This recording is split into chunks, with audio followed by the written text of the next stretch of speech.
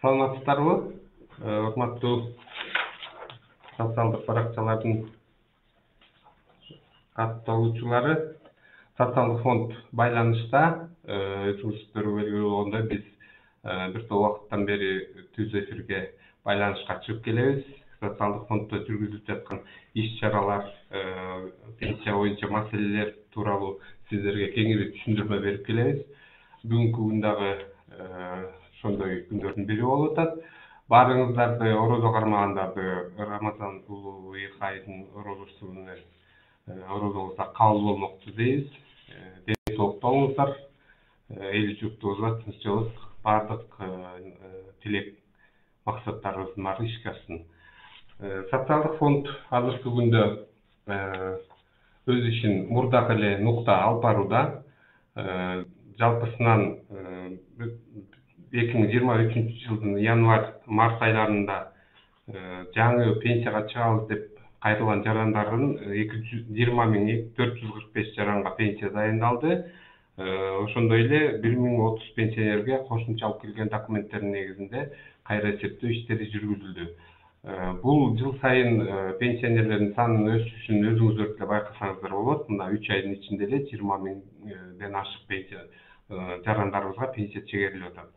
Учурда республика боюнча 742.000ден ашыгыраак пенсионерибиз бар. Алардын жалпы бир айга керектелүүчү сакталуучу пенсиялардын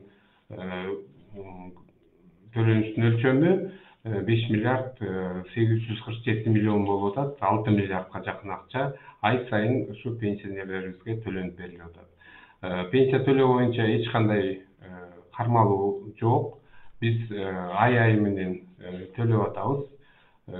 Эч кандай кабатырланбасаңыздар болот. Акыркы күндөрдө жанагы биз чыгарып аткан мыйзам долбооруна ылайык тынчсыздамы пайда болгон. Ошондуктан баардык пенсия алуучуларды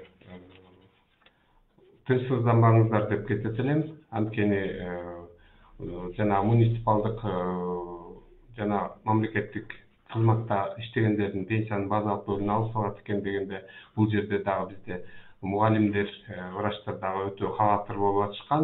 Алар мамлекеттик кызматкерлердин катарына кирбейт. Ошондуктан пенсияны негизи эле азыркы күндө бул маселе боюнча эч кандай өзгөртүү болгон жок. Ошондуктан пенсия мурдагыдай эле мыйзам чегинде тапшырылган документтердин негизинде эсептелип чегерилип атат. Мөөнөтүнөн мурда дагы пенсиялар азыркы күнгө чейин эле чектелип атат. Ошондуктан кимдин укугу келип калса, райондук башкармалыктарга кайрылып пенсияңыздарды ала берсеңиздер болот. Дагы бир айта кете турган нерсе, азыр социалдык баракчаларда дагы жана биздин колборубуз аркылуу көптөгөн суроолор түшүп атат. Конституциянын 44 беренеси боюнча эмне үчүн иш алып барбайт деп. Бул боюнча социалдык фонд иш алып барып атабыз. Бул боюнча ведомстволор аралык сүйлөшүүлөр жүргүзүлгөн. Министрлер кабинети тарабынан тапшырма берилип, Конституциялык сотко кайрылуу жасалды. Ошол берененин туура колдонулушу, айтылышы боюнча бизге түшүндүрмөнү күтүп атабыз. Ошондуктан бул боюнча дагы кошумча маалымат беребиз. Жалпысынан алганда пенсия мыйзамдардын чегинде гана чегерилип, эсептелип, төлөнүп берилет. Ошондуктан баарыңыздар түшүнүү менен кабыл алыңыздар. Пенсиянын өлчөмү түздөн түз ушул ар бир жарандын социалдык камсыздандыруу системасына болгон салымына жараша, камсыздандыруу стажына жараша, орточо айлык акысына жараша жана андан төлөнгөн төгүмдөргө жараша болот. Өзүңүздөр байкасаңыздар керек. Мына жакында пенсияга чыккандар деле пенсиясын тууралуу маалыматты көрсөңүздөр, ошол жакта жыл өткөн сайын пенсиянын биринчи камсыздандыруу бөлүгүнүн өлчөмү жыл өткөн сайын азаюуда. Анткени билесиздер, бул 96-жылга чейинки бөлүгү орточо айлык акыдан ошол жылдарга чейинки стажына жараша пайызда эсептелет. Бул жыл өткөн сайын стаж азайган сайын пенсиянын биринчи камсыздандыруу бөлүгү да азаят. Ал эми басымдуу бөлүгүн экинчи камсыздандыруу бөлүгү түзүп кыйлатат. Анткени бул жакта төгүмдөр канчалык жогору болсо, ошого жараша айлыгынан которулган төлөмгө жараша пенсиясынын өлчөмү эсептелип чыгарылгандыктан түздөн түз байланыштуу. Ошондуктан экинчи камсыздандыруу бөлүгү дагы бул эң башкы бир пенсиянын бөлүгүнө айланууда. Ошондуктан учурдан пайдаланып бардык иштеп жаткан жарандарыбызды камсыздандыруу төгүмдөрүн төлөңүздөр деп чакырып кетет элем. Ал эми үлүш жерлери барлар бул дагы стажга эсептелгендиктен налог салыкты төлөгөндөн сырткары социалдык төлөмдөрдү дагы төлөй жүрүңүздөр. Анткени убагында төлөгөн үчүн айып салынат. Ошондуктан убагында төлөп койсоңуздар, бул эми мындай эсепке алып келгенде өтө чоң сумма эмес. Ошондуктан түшүнүү менен кабыл алып, сиздер ошо төккөн акчаңыздар эч жака кетпейт. Ал сиздердин жеке камсыздандыруу эсебиңизге түшөт дагы. Ошонун аркасы менен сиздерге стаж болуп, кийин келечекте пенсияга укук берет. Ошондуктан бул маселени дагы карай жүрүңүздөр деп чакырмакмын. Азыркы күндө дагы бир мындай көп суроо жаратып аткан бул жанагы топтомо фонддун каражаттарын пайдалануунун жолдору. Биз буга чейин дагы эфирде айтып кеткенбиз. Дагы түшүндүрмө берип кетейин. Анткени суроолор болбой эле көп түшүп атат. Бул түшүнбөстүктөнбү же кандайдыр бир маалымат жетпегендиктенби? Ошон үчүн бул мамлекеттик топтомо пенсиялык фонд 2010-жылы гана түзүлгөн. Ал пенсиялык системага ошол 10-жылы гана кирген. Жана бул системага 1964-жылдын 1-январынан кийин төрөлгөн эркектер жана ошондой эле 1-январ 69-жылдан кийин төрөлгөн аял кишилер гана төлөмдөрдү төлөп жатышат айлыктарынан. Бул баягы уюштурулган секторда деп коебуз, айлык акы алып иштегендерге гана тиешелүү. Мисалы үчүн үлүш жеринен төлөгөндөр же болбосо жеке ишкерлер бул фондко акча төлөбөйт. Ошондуктан муну туура түшүнүңүздөр. Бизге көп учурда баягы пенсияга чыгып же пенсия жаш курагына жана жогору аталган даталарга чейин төрөлгөн жарандарыбыз дагы түшүнбөстүк менен кайрылуу жасап, ошо акча каражаттарыбызды биз кантип алып кетсек болот деген маселе жаралып атат. Бул негизи өзүнүн аты айтып тургандай, топтомо пенсиялык фонддун каражаты болгондуктан пенсияга укугу келген учурда гана төлөнүш керек. Андан тышкары бир нече шарттары бар. Бул эми жанагы ооруларга дуушар болгондорго өзүнүн топтомо фондундагы каражаттарын пайдаланууга укук берилген. Андан тышкары ипотекалык насыя алып турак жай алганга дагы ошолордун насыяларын жапканга уруксат берилген. Бир өзгөчөлүгү азыр мурда жана биринчи төлөмдөрдү гана төлөгөнгө уруксат берилсе, азыркы күндө мурда дагы ипотекалык насыя алып турак жай алгандардыкын мурунку дагы карыздарын жапканга мүмкүнчүлүгү бар. Бирок негизги бир шарты ошол жарандын жеке камсыздандыруу топтомо эсебинде 50 миңден ашык сом акча каражаты болуш керек. Бул банктын талабы. Ошондуктан ушул суммадан жогору акчаңыздар бар болсо, социалдык фонддун башкармалыктарынан же болбосо Бишкек шаарынын чоң 4 калктуу тейлөө борборлорунан маалымат алсаңыздар болот. Бул маалымат негизи эле жеке камсыздандыруу эсебинде маалымат ар бир адамга жеке өзүнө гана берилет. Муну дагы сиздер туура кабыл алыңыздар. Анткени бул фонддун укугу жок. Ошондуктан эгер ишеним катыңыздар болсо, анда ошол ишеним катты аркылуу алсаңыздар болот. Социалдык фонд 2022 жылдын аягына чейин, азыркы күнгө чейин ушул топтомо фонддон каражаттарын төлөп бергенге жалпысынан алганда 2840 адамга ипотекалык насыясын жапканга акча каражаттарын котортуп алуу жолу менен алып кетишти. Мунун ичинен биринчи алгачкы төлөмдөрдү 324 адам ошону жапканга алды да. Ал эми мурда ипотекалык несие алгандардын саны 2322 адам алып кетти. Жалпысынан алганда 500 миллион 738 миң сом акча каражаты азыркы күндө жарандарыбыз менен өз укуктарына пайдаланып ошол насияларын жапканга алды. Мындан тышкары бизде билесиздер, мыйзамга өзгөртүү төлөө жолдоруна өзгөртүү киргизилген. Ошол жана оорулардан сырткары дагы бизде немеде жумушка орноштуруу, ишке орноштуруу борборлорунда жумушсуз статусун алгандар бар. Ошолорго убактылуу 3 ай болсо дагы өзүнүн каражаттарын пайдаланганга мүмкүнчүлүк берилген. Бул азыркы күндөгү божомол менен алганда 8.000 сом өлчөмүндөгү 3 айлык акчасын, эгер ошол суммадан ашпаса 3 айлыгын жумушка орношконго чейин алып өзүнө пайдаланса болот деген уруксат берилген. Бирок бул мөөнөттүү гана 3 айга гана берилчү каражат. Эгер суммасы андан азыраак болуп калса, мисалы үчүн 24 миңден азыраак болуп калса, анда өзүнүн эсебиндеги болгон гана акчасын алат. Андан ашык ала албайт. Негизи мына соц баракчада кайрылуулар түшүп атат. Азыр ошолорго да жооп берип кетели. Консультация берүүчү номер берсеңер. Бизде ишеним телефондору 99-жылдан бери иштейт. Бул 54-33-16. Бул номерден мен өзүм отурам. Жана биздин бөлүм бар, жарандар менен иш алып баруучу. 57-64-11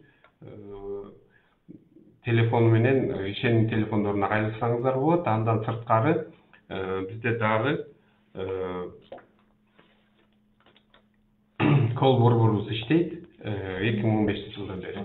1202 номерине дагы түз кайрылуу жасасаңыздар болот. Ошол эле кол борбордун операторлору сиздерге чат аркылуу дагы жазуу жүзүндө кайрылуу жасасаңыздар, социалдык фонддун соцфонд чекит кейжи деген сайтына кайрылуу жасасаңыздар, ошол учурда онлайн убактысында сиздерге жооп кайтарышат. Пенсионер из России хочет переехать сюда, каковы условия? Гражданство менять не будет. Ну, если гражданство человек не меняет, то место жительства в любом случае поменяется. В этом случае он обращается в органы социального фонда, сначала прописывается или получает вид на жительство, и только в этом случае он предоставляет соответствующие нашему законодательству требованию документы для назначения пенсии. И условия таковы, что будет пенсионироваться по законодательству Кыргызской Республики. Если он был пенсионером России, те права и расчеты здесь уже применяться не будет. Здесь будет полностью в соответствии с нормами законодательства Кыргызской Республики. Можно ли выбрать банк при оформлении пенсии на карточку? Да, это ваше право. У нас, как вы знаете, выплата пенсии производится через Кыргызпочта акционерное общество и подразделениями, либо через банковские учреждения. Поэтому у вас есть право выбора выбрать канал выплаты либо через почту, либо через банки. А банк вы выбираете на свое усмотрение, какой банк вам удобен, тот банк, и там открываете счет, и в последующем вы можете получать уже через банк. Пенсияга чыккан адамга пенсия канча убакытта эсептелип каражат берилет? Негизи жалпысынан алганда 1 айдын тегерегинде убакыттын ичинде пенсияңыз чегерилип, сиз ошол пенсияңызды ала аласыз. Иштеген пенсиялерге акча кошулабы? Мен мугалим, октябрда пенсияга чыккам, азыр иштеп жатам. Бул дагы бир көп түшкөн суроолордун бири. Мына жыл сайын мыйзамга ылайык мыйзамга ылайык жыл сайын иштеген пенсионерлердин айлыгынан камсыздандыруу төгүмдөрү кармалгандыктан ошол төгүлгөн камсыздандыруу төгүмдөрүнүн эсебинен жыл сайын 1-январга карата, мисалы үчүн былтыр пенсияга чыктым деп атасыз, былтыр чыкканга чейинки алынган убакыттан кийинки убакытка төккөн акчаңыздын негизинде ошол суммалар эсептелип чыгып, 1-январга карата болгон суммаңыз 2022 жылдын октябрына кийинки мезгилге 2 айга эсептелип, 1-январдан барып кошулуп берилет. Бул иштеген пенсионерлердин бардыгына тийиштүү. Биз мурунку убакта ар бир жарандан пенсионерден арыз талап кылчубуз, азыркы учурда андай кажети жок. Андай арыздын азыркы күндө биз өзүбүз текшерип, иштеген пенсионерлердин камсыздандыруу эсебине түшкөн каражаттардын маалыматын алабыз дагы, ошонун негизинде эсептеп беребиз. Немеге жараша өзүнүн счетунда канча болсо ошол акча каражатынан эсептелип чыгарат дагы. Азыркы күндө мына толугу менен эсептеп бүттүк. Азыр эми кичине кыйынчылык болуп атат, анткени биз мурда өзүбүз топтоп өзүбүз төлөчү элек. Азыркы күндө топтомо функциялары толугу менен салык кызматына берилгендиктен, ал жактан маалымат түшмөйүнчө, биздин жеке эсеп толукталмайынча биз кайра эсептөө жүргүзүлбөй атат. Ошондуктан март айында бүтүрдүк, азыр апрель айында баягы кайра эсептөөнүн баарын ар бир адамдын счетуна отургуздук дагы. Бир аз кечигип калган болсо күтө туруңуздар, бирок кандай болбогон күндө дагы 1-январдан баштап толугу менен зарплатасын кошумча төлөмдү аласыздар. 5 жыл калганда иштебей калса пенсия төлөнөбү? Негизи пенсияны мен жана айтып кетпедимби, пенсия түздөн түз ошо ар бир жарандын кошкон салымына жараша болот деп. Эгер аз салым кошуп калсаңыз, пенсиянын базалык бөлүгү тилекке каршы ошого жараша теңдемелүү эсептелип калат. Мисалы үчүн талап кылынган 25 эркектерге 20 жыл, аялдарга талап кылынса, ошол жылдарга жетпеген стаж болуп калса, анда теңдемелүү азайтылып калат. Болгону ушул базалык бөлүгү бул мамлекет тарабынан коюлган талап болгондуктан, мамлекеттик бюджеттен төлөнүп аткандыктан базалык бөлүгү теңдемелүү эсептелет. 5 жыл калганда иштебей калсаңыз, эми ал ар кандай жагдай болуп калат да, шартка жараша болот. Мурда иштеген жалпы негизи стажыңызды суммалап, кошумчалап туруп, анан пенсия чегерилет. Пенсияга иштеген гана убакыттан сырткары окуган убагыңыздар келет. Күндүзгү бөлүмдө окусаңыздар ошол убакыт кирет. Армияда служба кылган убакыт кирет. Бала менен отурган убагыңыздар, эгер ошол мезгилде мектепчи боюнча иштен чыгып кетип бош отуруп калган убакта бала менен отурсаңыздар, балдарга 3 жылдан алынат, бирок жалпысынан 6 жылдан ашык эмес. Ушундай шарттар бар. Жумушсуздук статусун алып, жумушсуздук боюнча жөлөк пул алсаңыздар, ошол жылдарыңыздар дагы стажга кошулат. Мунун баары шарттарын түшүндүрмө алам десеңиздер, кол борбордон же болбосо жакынкы райондук шаардык башкармалыктарга кайрылсаңыздар, толук маалымат ала аласыздар. Ошону менен бирге дагы бир жакшы шарттарды айтып коелу. Мурда пенсионер пенсияны кайсы жерде туруктуу жашагандыгы тууралуу же болбосо прописка деп коебуз го, ошого байлаган болчу. Азыркы күндө убактылуу башка жерде жашап жатсаңыздар, ошол аймактык башкармалыкка убактылуу жашагандыгыңыз тууралуу паспортуңуз менен жана айыл өкмөтүнөн болобу же болбосо үй башкармалыктарынан болобу справка алып барсаңыздар, ошонун негизинде убактылуу жашаган жериңиз боюнча пенсиялык документтер тапшырсаңыздар болот. Мисалы, алыскы бир райондон Бишкекке убактылуу келип жашап жатсаңыздар, анда Бишкектеги калктык тейлөө борборлоруна барып, тийиштүү жанагындай справканы ала барышыңыздар керек. Анткени сиздер ушул жакта убактылуу жашап атканыңыздарды тастыктап беришиңиздер керек. Калган документтерге болгон талаптар бардыгына кандай болсо ошондой эле. Бул жактан чыгасыздар дагы пенсияңыздарды ала бересиздер. Ал эми төлөө булактарын жанагы мен айткандай өзүңүздөр кандай тандап алсаңыздар ошол боюнча ала бересиздер. Мугалимдерден дагы суроо түшкөн, буга чейин айтып кеттим, дагы бир кайталап коеюн. мугалимдер бул мамлекеттик кызматтагы адамдардын катарына кирбейт, врачтар дагы ошондой.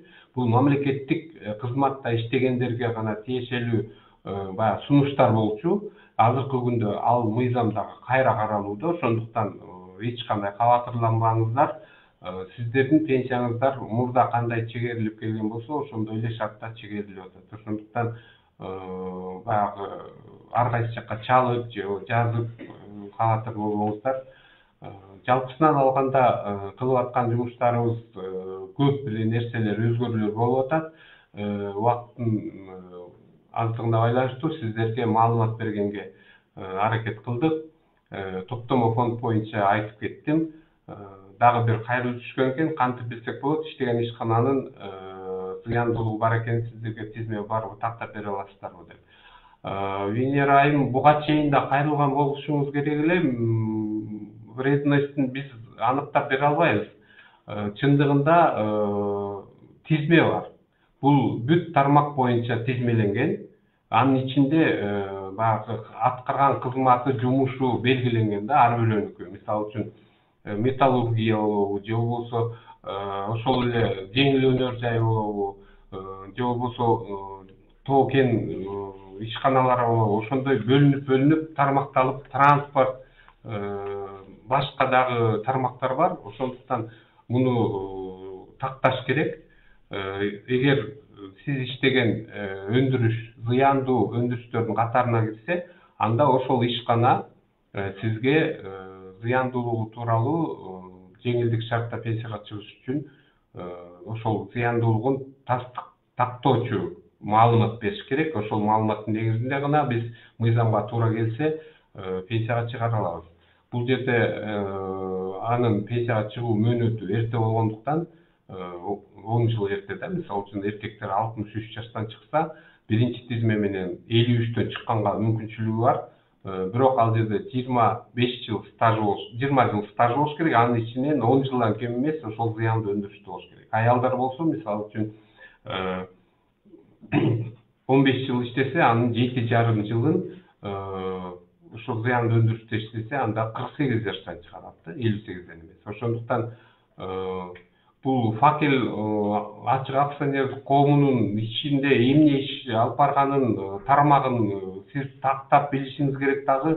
Анан тийиштүү документтериңиз менен кайрылып көрүңүз, карап көрөлү. Анткени ал өзүнчө бир жыйнак да. Аны биз азыр баарын тизмектеп сизге айтып бериш кыйын. Ошондуктан мен өткөндө деле сизге жазып бердим эле. Ушундай учурлар болуп калса, эмгек китепчеңизди алып келиңиз. Ошол кылган кызматыңыз ошол тизмеге туура келет бекен, ошону такташ керек. Анан барып, жанагындай тийиштүү тактамаларды, маалыматтарды топтоо кажетпи эмеспи, ошону билишиңиз керек да. Же болбосо мындай туруп алып эле вредность, невредность деп аны биз чыгара албайбыз, зыян эмес деп. Ошондуктан документтериңиз менен кааласаңыз бизге кайрылыңыз, биз карап анан сизге жообун берели. 44-чү берене боюнча айтып кеттим, бул маселе азыркы күндө Конституциялык сот тарабынан каралып атат. Ошонун жыйынтыгы менен гана сиздерге маалымат бере алабыз. Азырынча бул боюнча эч кандай чечим чыккан жок.